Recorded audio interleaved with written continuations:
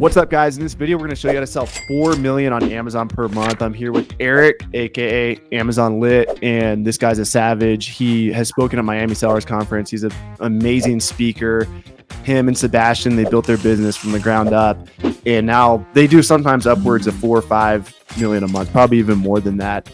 And in this video, we're going to show you step by step how you can build a wholesale business that does that as well. So welcome, brother, and yeah, let's dive into it. Yeah, Avery, man, grateful to be here. Excited to get right into it. Heck yeah. So how do you get started, man? Like if somebody out there, you know, they see the big numbers you're putting up, how do you get started with Amazon FBA wholesale? And do you even recommend wholesale as like the first thing to do? It depends on your cash flow. If you have more than, $4,000 to $5,000, I would say you can start doing wholesale. But if you have less than that, especially if you only got a couple $100, I highly encourage either use books, online arbitrage, retail arbitrage.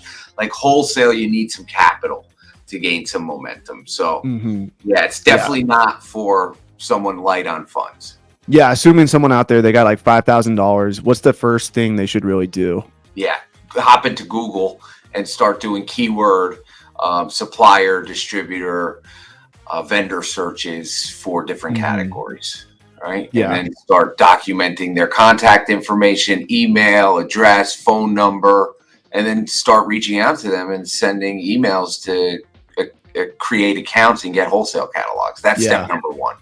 And what kind of keywords are you searching? Are you just randomly typing in different categories? Because I know a lot of people talk about beauty, a lot of people talk about grocery. Yeah. Are you starting with those, or are you kind of like going against the grain and like looking up like random shit like sex toys?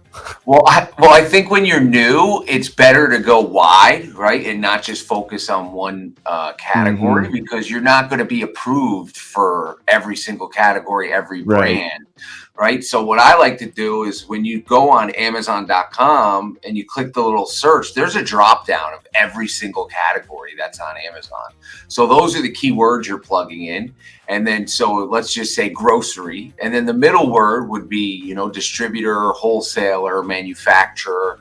And then the last word would be the location that you're searching in. So grocery, wholesalers, Miami, right?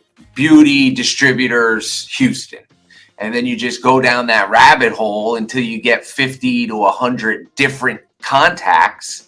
And then the next day you email all of them. And what kind of emails are you sending? So very straightforward. It's a common mistake most newer sellers make is they provide way too much information in that first email. They don't need to know you're an Amazon seller. They don't need a 3-paragraph backstory of your business. I like them very simple. Hey, it's Eric from Amazon Lit. I sell a lot of the products you carry. I'd love to open an account. Can you please send me over your wholesale catalog? Attaches my EIN, my resale certificate, and my DMV. I think that's a pro tip, attaching those 3 things, because that's what they're going to ask for a lot of times. So if you go ahead and attach it, it shows you're serious. It's also interesting that you're introducing yourself as Amazon Lit, because a lot of people are like, should you tell them that you sell on Amazon? Well, no, that was just an example. I don't. Okay. Okay. I don't use Amazon Lit, but you're okay. Right, gotcha. I thought you did. Well, watch me Amazon. One time he said that he uses his, and I think you guys have done this too, but he uses his personal brand to like actually land wholesale accounts. Sometimes he's like, hey, here's my social media, and then the wholesaler is like wants to be cool and like, no, watch me Amazon. So then they end up giving him the deal. Yeah. Do you ever leverage your personal brand? Yeah, absolutely. I leverage my personal brand all the time. Nice. But it's typically not given that information in the first email. It's usually if I meet them in person and we build a relationship, then I let them know, hey, I also, help people do this as well. Yeah. So people listening, they Googled their area, wholesalers, distributors, they've emailed 50 to 100. How many replies should they expect to get out of 100? Yeah, so you'll get about a 10 to 15% reply rate. So if you email 100 suppliers, you'll be lucky if 10 or 15 respond to you. And then as far as an open rate, actual suppliers you'll close, it's about 5%. So out of those 100, you'll be fortunate if you end up closing 5 of those accounts. And then the ones you purchase from will be even less. Right. So we'll just assume that these people listening are not lucky and they have to do 300 reach outs to get 5 accounts open. So now they have 5 accounts open. What do they do next? Yeah. So obviously the main goal of getting an account open is access to their wholesale catalog, right? Because that's like the magic. That's where all the products are. That's where the pricing is. That's where the UPCs are.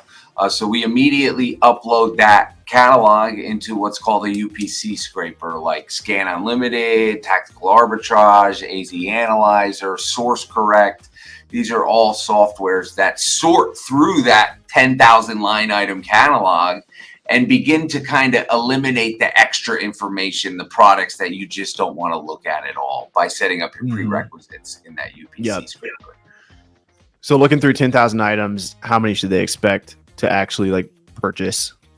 Oh, 10 out of 10,000 line item catalog, you'll be lucky if you add 20 to 30 different SKUs. Yeah. So small. So they run the list. And then they get those 20 to 30. What's the next step after that? Yeah. So like after they've researched them, decided they're going to purchase them, and they've done their research and everything. Yeah. And if you guys want to learn more about like exact product research and stuff specific to wholesale, go follow Eric. I'll link his YouTube below. Him and Sebastian have a bunch of really good videos breaking down product research, what makes a good product to purchase. But assuming they've gone through your checklist that you give away for free on YouTube, what's kind of like the next step? Do they negotiate discounts? Do they place the order? What kind of things are they doing? Yeah. So typically first order or two with a new supplier account, I'm really not savvy on requesting discounts unless it's 100% necessary and required, right? Like if you're not profitable or you're at 4, 5, 6% margins, then absolutely the only way you're going to be able to place that order is if you request some discounts. And my favorite form of requesting discounts, Avery, is I simply just put together my order with the pricing that I wanted at in an Excel file. And I send them over a quick email. Hey, here's my total order. I've requested some discounts on some of the items. If you could meet me at that pricing, that's great. And then I send over the order. And then it's up to them. Maybe they'll match the price I requested. Maybe they'll meet me halfway. Maybe they can't. But if you don't ask, you don't know. Do you have a higher chance on the phone, or are you pulling that card? Are you like trying to build that relationship and like get on their good side, or are you just keeping it through the email? No, I love, me, man. I'm a firm believer attending trade shows and meeting with these vendors in person. 100%. So absolutely you capitalize on the relationship. We call it the relationship discount. Yeah. Can you give us some quick tips on building a relationship with a wholesaler? Yeah. And what kind of different relationships you see? Yeah. Because there's like sales reps, there's actual owners, there's a bunch of different relationships you could have. Yeah. Now, you obviously want to get in close with your sales rep. You should really know a lot about your sales rep. You should know if he's married or she's married, if they have children, if their birthday is around the corner, what type of holidays they celebrate, right? This way you could begin mailing them things like gift baskets, charcuterie boards, bottles of wine, and sending them things because they'll be like, wow, Eric really remembers my birthday. I told him that, 8 months ago, but I put it in my calendar. And 2 weeks before I got the notification. So I got them, an edible arrangement or whatever the case may be. And then what happens is you ship it to their office, right? This way now everybody who works there is around this thing talking about you, right? Are you being strategic with the types of gifts you give so other people can see them? No, but typically I like to do something with some sort of food, like a cheese and cracker assortment with some spreads, something where people will kind of gather around. I don't want to send like a gift card or unless they're like going above and beyond. There's a book called Gift, or like it's something with gift in it. I apologize for not knowing the exact name, but it's a book about gifting the right way. And they always say you want to give gifts that they can kind of show off and it can raise their status, and it's going to be there, which is why I don't even know how to fucking say the word you just said. Cutlery? Is that what you said? Charcuterie. Charcuterie. What is that? It's like a cheese board with meats and jams and grapes. That's some cool shit to show off like at a party, So like you pull that shit out and it's just like a stupid status thing, but it's also, like the conversation is going to come up. Who gave you that? Yes. Yes. And so there's an art to gifting for sure. So they're building the relationship, they're nurturing it. Anything regarding the order that people need to do that maybe they might make a mistake, like net terms, or should they be Mm, paying with a credit card? Is it yeah. worth paying that 3% fee? Like little things like that. Absolutely. So most mistakes that happen with orders, I'll point out 2 or 3 of them. First mistake is before submitting to the wholesaler. It's not taking the products that are on that PO, that purchase order already, and doing one last search on Amazon, keyword search, title search, not UPC search.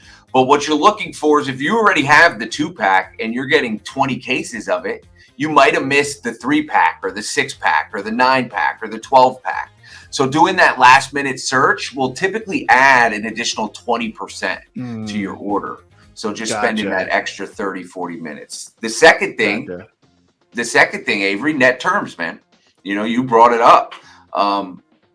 Asking these vendors once you've kind of established a relationship, hey, do you offer net terms? And net terms is essentially a loan of inventory to you for 7, 14, 21, 30, 60 days.